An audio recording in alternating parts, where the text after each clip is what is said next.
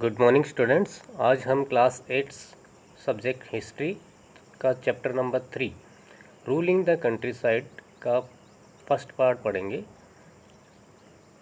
Ruling the country side chapter का मतलब है ग्रामीण क्षेत्र पर शासन चलाना या शासन करना।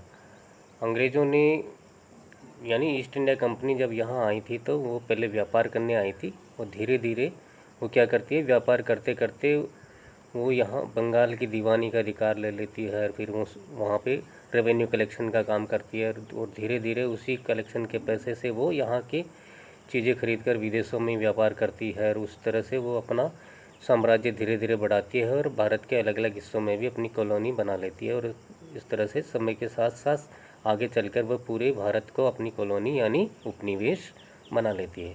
इसी के बारे में इस चैप्टर में हम पढ़ेंगे, रूलिंग द कंट्री साइड, ग्रामीण क्षेत्र पर शासन चलाना। तो इस चैप्टर का पहला टॉपिक है the company becomes Diwan. Company दीवान बन जाती है। On 12th August 1765 the Mughal emperor appointed the East India Company as the Diwan of Bengal. 12 अगस्त 1765 को मुगल बादशाह ने ईस्ट इंडिया कंपनी को बंगाल की दीवानी का अधिकार दे दिया। As Diwan the company became the chief financial administrator of the territory under its control. और दीवान के रूप में कंपनी को अब बंगाल में मुख्य रूप से जो वित्तीय पैसे से संबंधित जो भी काम होता है वो मुख्य रूप से उसकी प्रशासक बन गई और उसने पूरी तरह से बंगाल को अपने कंट्रोल में ले लिया। The company came to colonise the countryside. और कंपनी यहाँ पे क्यों आई थी? कंट्री साइड को कॉलोनाइज करने के लिए, मतलब यहाँ के ग्रामीण क्षेत्रों को अपना उपनिवेश बनाने के लिए। ऑर्गेनाइज रेवेन्यू रिसोर्सेज, और अपने जो रेवेन्यू राजस्व के जो रिसोर्सेज थे, संसाधन, उसको और ज़्यादा संगठित मजबूत करने और उनको बढ़ाने के लिए। Redefine the rights of people, और लोगों के अधिकारों को रीडिफाइन यानी दोबारा से परिभाषित करने के लिए। And produce the crops it wanted, और ऐसी फसलों की पैदावार करवाने जिनकी ज़रूरत उनको थी, यानी जिनको ज़रूरत वो एक्सपोर्ट करने के लिए जिनकी उनको ज़रूरत होती थी, जिनसे उनको ज़्यादा पैसा मिले, ऐसी फसलें वो यहाँ के किसानों से पैदा करवाना चाहते थे। नेक्स्ट टॉपिक है revenue for the company. Company के लिए राजस्व। The company got the Deewani rights and started extracting more and more revenue out of it. Company ने क्या किया? बंगाल की दीवानी का अधिकार मिल गया और उस दीवानी के अधिकार की वजह से वो यहाँ से ज़्यादा मात्रा में रेवेन्यू यानी टैक्स इकट्ठा करना चाह रही थी। And use various measures to get it but still saw itself primarily as a trader. और उसने ज़्यादा से ज़्यादा रेवेन्यू के लिए बहुत सारे मेजर्स यानी उपाय भी किए, लेकिन उस समय तक भी उसने अपने आप को एक तरह से ट्रेडर्स के रूप में ही देखा कि वो केवल यहाँ व्यापार करने आई है, यहाँ इंडिया को अपना उपनिवेश बनाने नहीं आई है। Before 1865 the company purchased goods in India by importing gold and silver from Britain। 1865 से पहले क्या होता था कि ईस्ट इंडिया कंपनी जो भी चीज़ें इंडिया से, भारत से खरीदती थी, उसके बदले में वह अपने देश से लाया हुआ, ब्रिटेन से लाया हुआ सोना और चांदी का प्रयोग करती थी। मतलब सोने और चांदी के बदले में भारत की चीज़ें खरीदती थी। लेकिन उसके बाद 1865 के बाद क्या हुआ? Now the revenue collected in Bengal could financial the purchase of goods for exports. लेकिन अब वो बंगाल की दीवानी का अधिकार मिलने की वजह से अब उनको जो रेवेन्यू मिलता, उसी रेवेन्यू के पैसे से वो भारत में बनी चीज़ें खरीदती और उन चीज़ों को वो विदेशों में एक्सपोर्ट निर्यात करके और ज़्यादा प्रॉफिट कमाती। Bengal economy was facing a deep crisis. और बंगाल की इकोनॉमिक्स की वजह से बहुत ज़्यादा संकट में आ गई, संकट का सामना करना पड़ा उसको।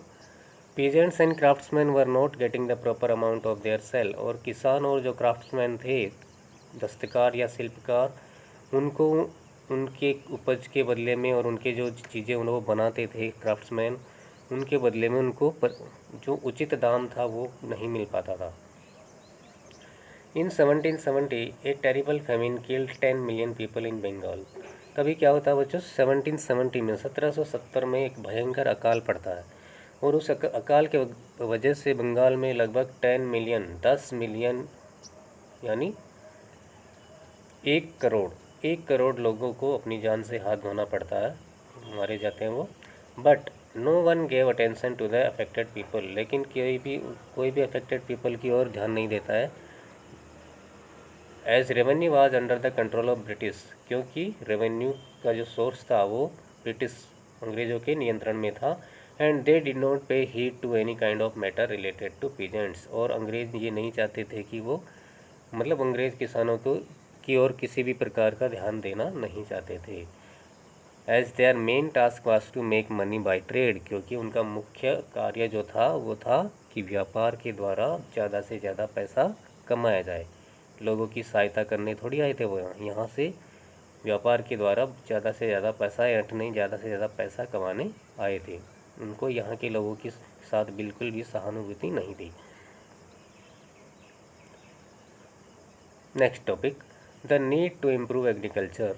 अब एग्रीकल्चर में सुधार की भी ज़रूरत थी, तो क्या क्या उन्होंने सुधार किया।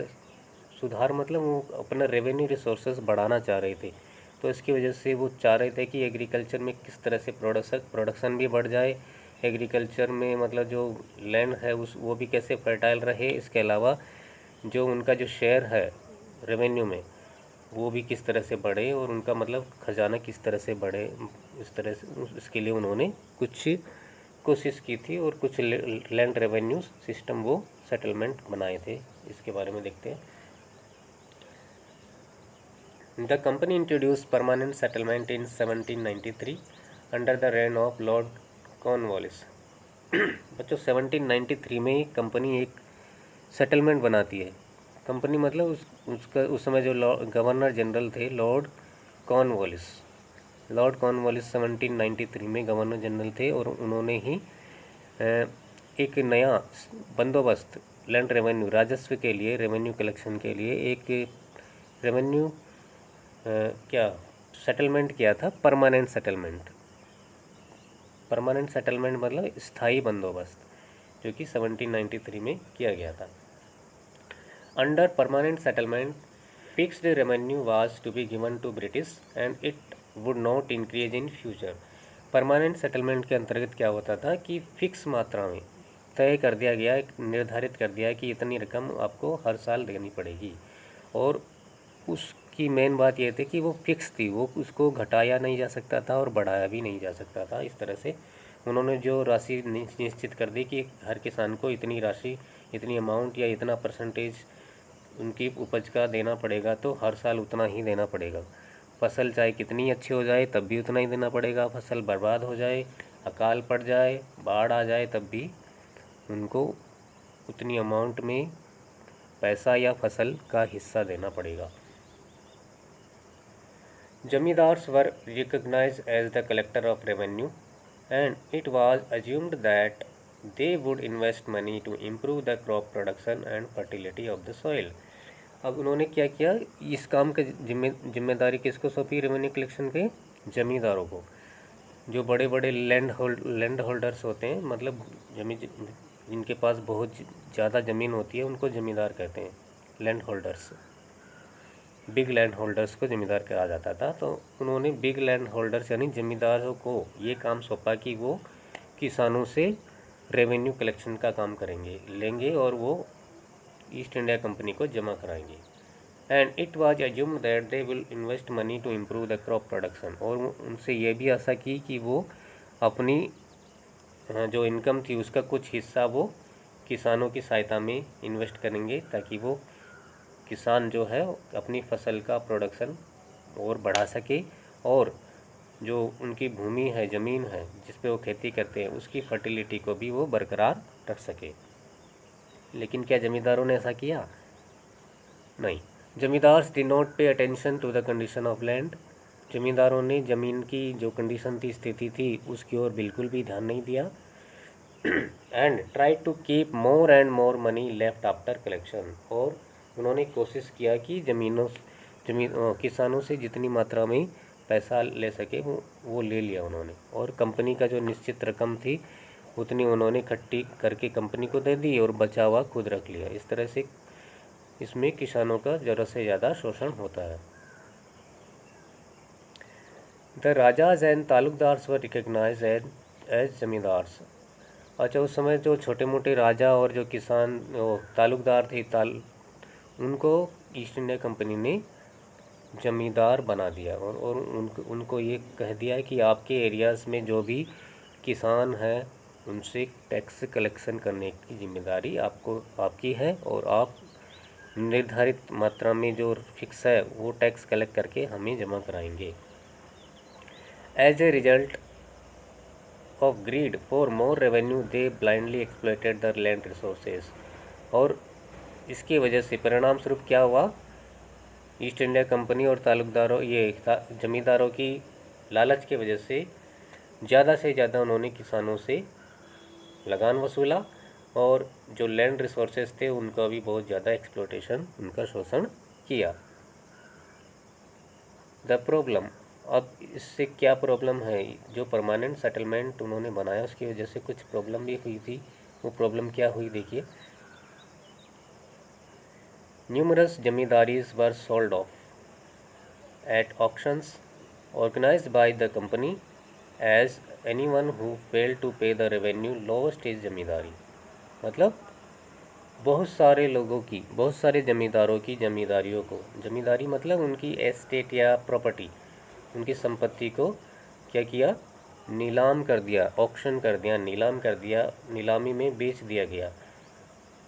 किसके द्वारा, कंपनी के द्वारा। एज एनीवन, किन की बेची, as anyone who fail to pay the revenue lost his zamindari. मतलब जो भी व्यक्ति, जो भी जमींदार समय पर रेवेन्यू कलेक्शन में असफल रहा, कंपनी को जमा कराने में मतलब असफल हो गया, उनकी जमींदारियों को उन्होंने बेच दिया, नीलाम कर दिया।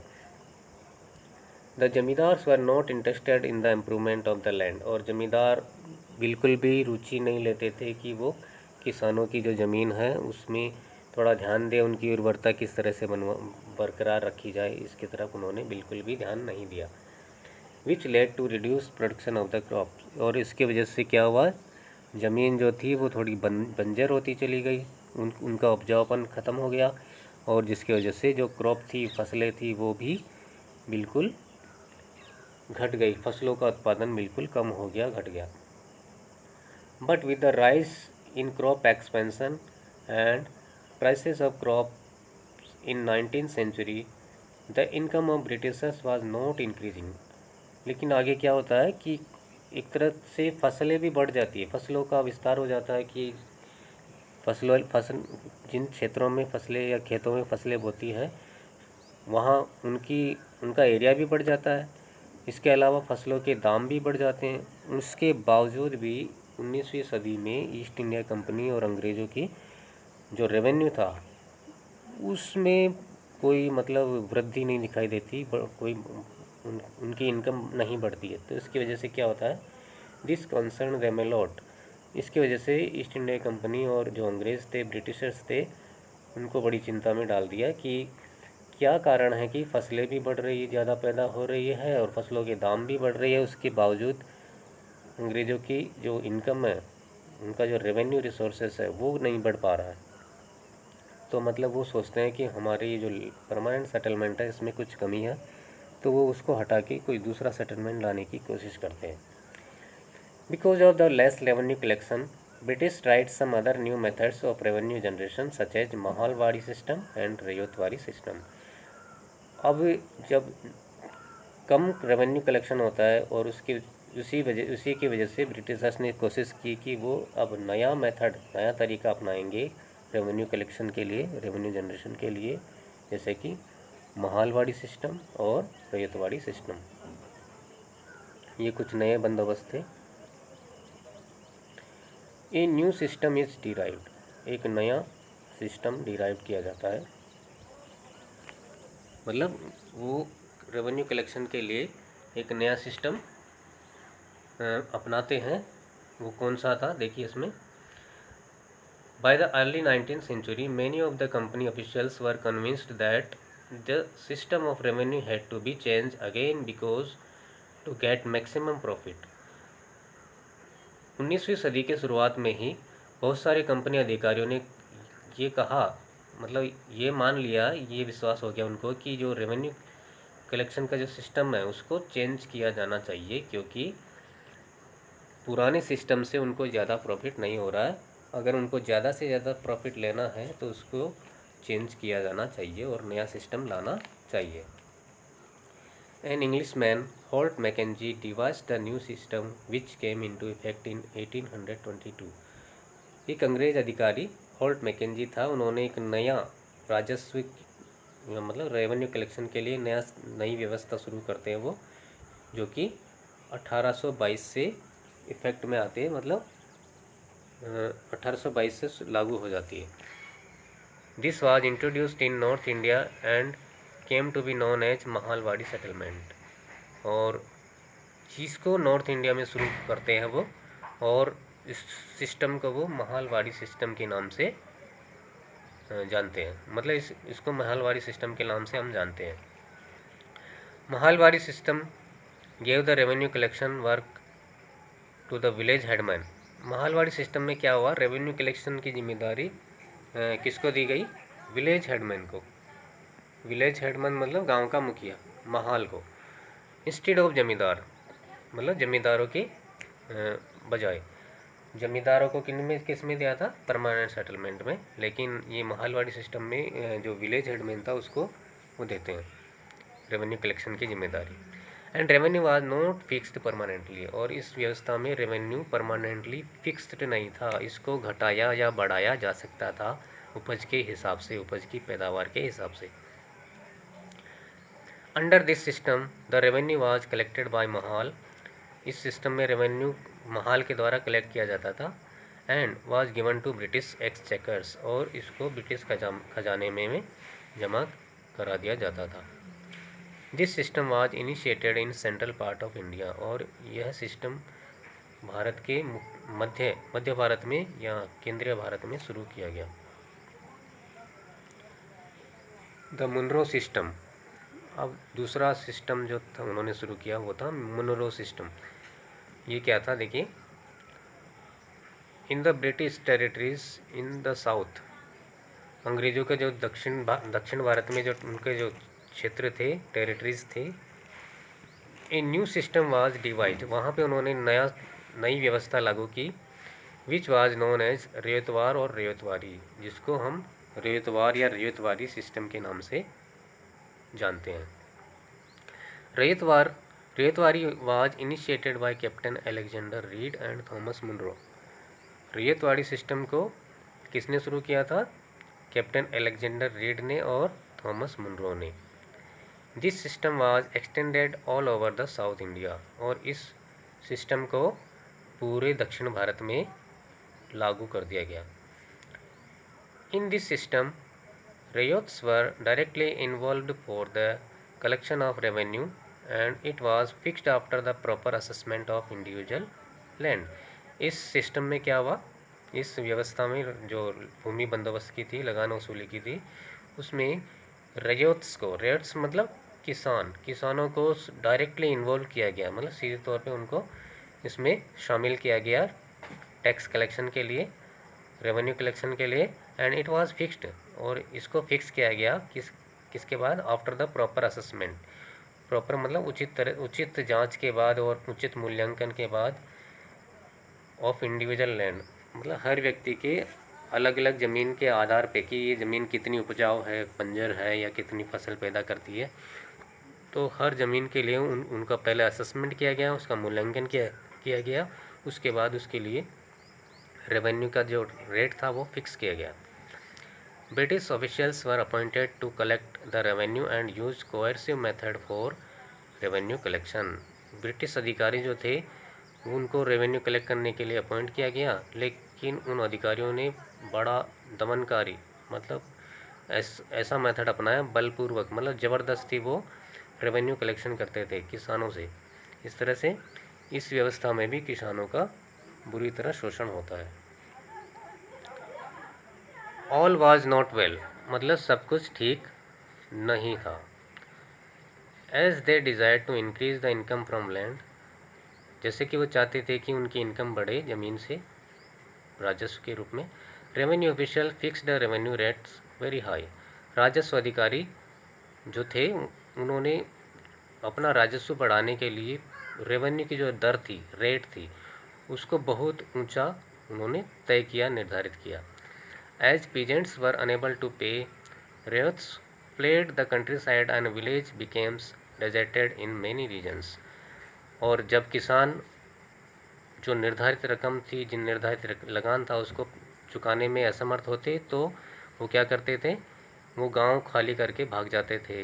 एंड विलेज बिकेम डेजर्टेड, और गांव बिल्कुल वीरान हो जाते, सुनसान हो जाते, खाली हो जाते। इन मैनी रीजन्स, मतलब भारत के अलग अलग कई क्षेत्रों में। Peasants were forcefully evicted from their land and had to leave their places, and clashes happened at different places. किसान जो थे वो फोर्सफुली, उनको ज़बरदस्ती इविक्ट कर दिया जाता, मतलब उनको निकाल दिया जाता, निष्कासित कर दिया जाता उनकी ज़मीनों से, मतलब उनकी ज़मीनें छीन ली जाती थी अंग्रेज़ों के द्वारा। And had to leave their places, और उनको अपने घर बार भी छोड़कर जाना पड़ता। And clashes happened at different places, और इसी वजह से भारत के अलग अलग क्षेत्रों में अंग्रेज़ों के खिलाफ बड़े क्लैशेस और मतलब इसे विरोध प्रदर्शन वगैरह भी होने लग गए थे। बच्चों, सेकंड पार्ट हम अगले वीडियो में देखेंगे।